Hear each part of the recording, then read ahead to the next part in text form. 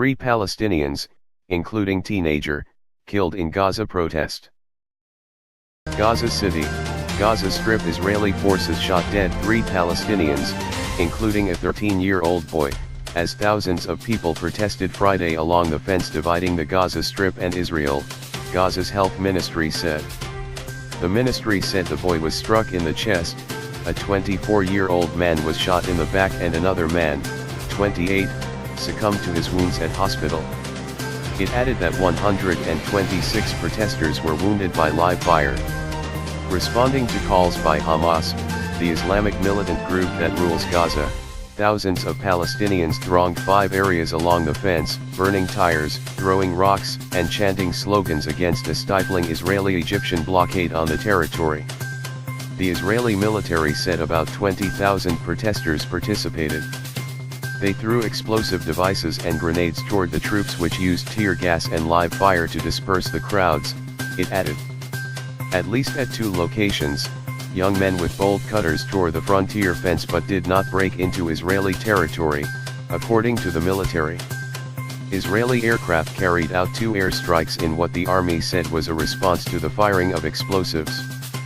One strike hit less than 50 meters away from 2 clearly marked press cars belonging to the Associated Press. A cameraman said journalists, ambulances, and vendors were in the area, about 250 meters away from the fence.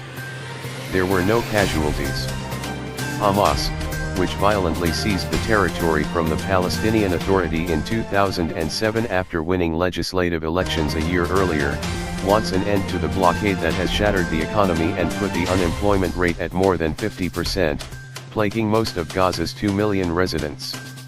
Hamas has initiated the protests in March on a weekly basis but escalated and intensified them recently after Egyptian-mediated efforts to broker a ceasefire deal easing the closure faltered.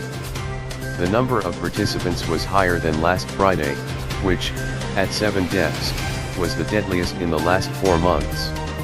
While hundreds breached the fence last Friday, only dozens ventured to the fortified boundary today. Israeli fire has killed 148 Palestinians, including 33 children under the age of 18, since the protests began in March. In August, a Gaza sniper shot dead an Israeli soldier, prompting cross-border exchange of gun and rocket fire that fueled fears of a full-blown war.